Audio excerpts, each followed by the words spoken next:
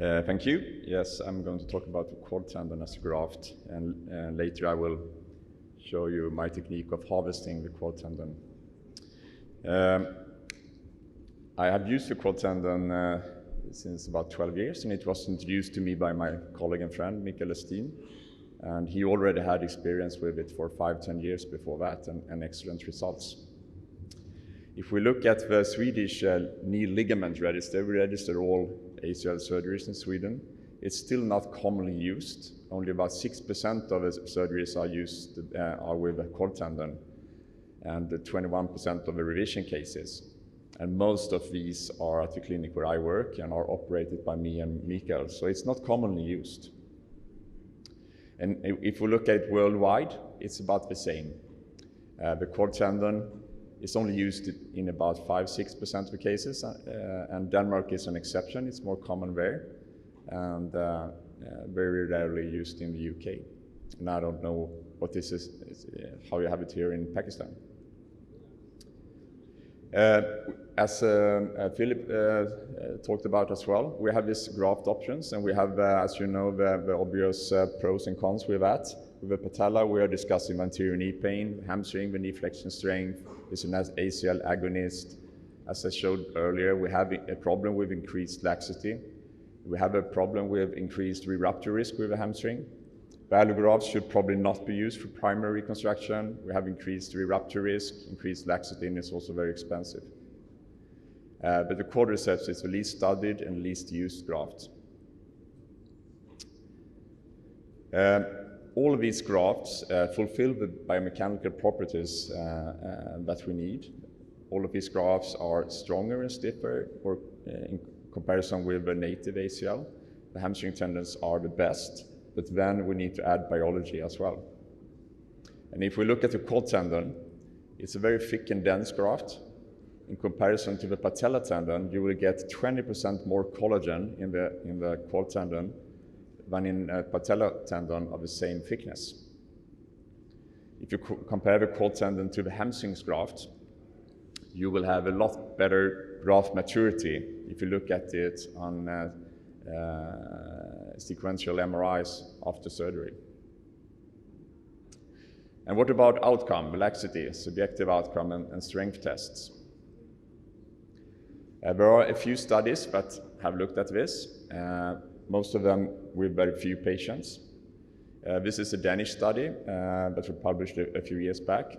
It's prospective randomized, but with only 50 patients. They couldn't see any differences in KT1000 laxity, but less pivot shift with the quad tendon.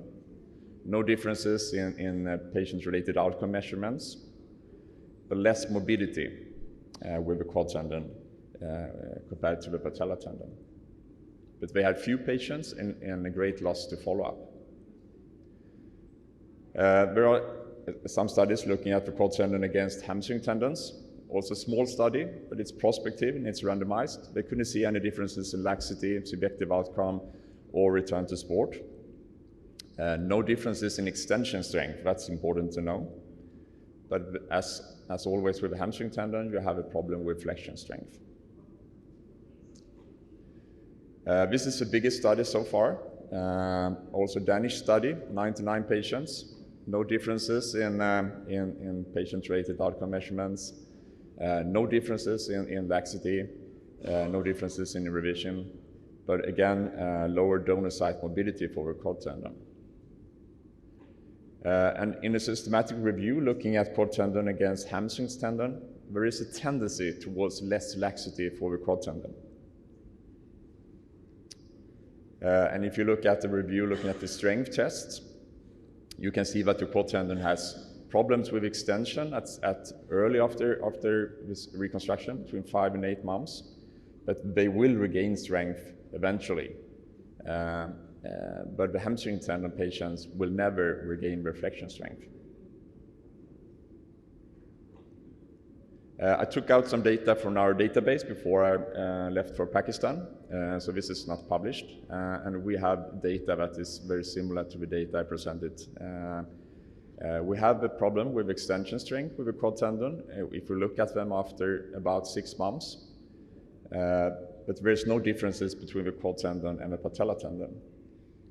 The same applies for laxity. The patella tendon and quad tendon seems to be the same, but both are better than the hamstring tendon. If you look at patient-related outcome measurements, the hamstring tendon patient seems to be a little bit better, but the differences is very small, but still significant. And we have now started a prospective randomized study that is quite ambitious. We only include patients with high level of activity, Tegner 7 or more. And at the moment we have about 100 patients in the study, and we have not done any analysis yet, so we don't know anything about the results. If we look at the Swedish registry, we register all patients since 2005. We can see that the revision rates are highest for the hamstring tendons and better for quad tendons and patella tendons. If we look at patient-related outcome measurements, we can't see any differences. Quad tendon is slightly better than the patella tendon regarding the KOOS, but probably not clinically significant. If we look again at what we defined as a treatment failure, KOOS quality of life below 44, there are no apparent differences between the different grafts.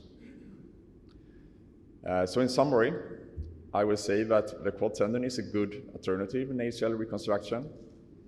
If you compare it to the hamstring tendon and patella tendon, you will have similar or better laxity.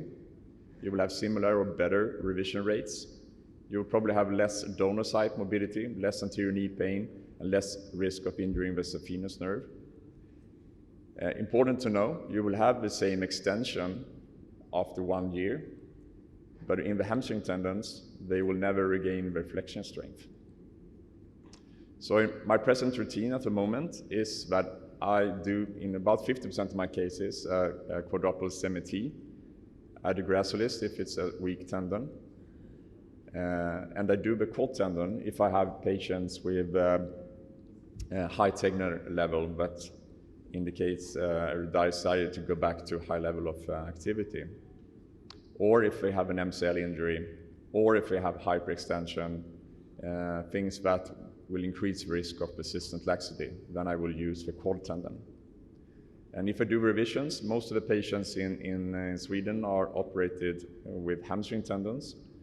So in revision cases, I almost always do a quad tendon.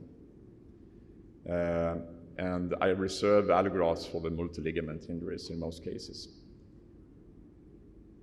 Thank you.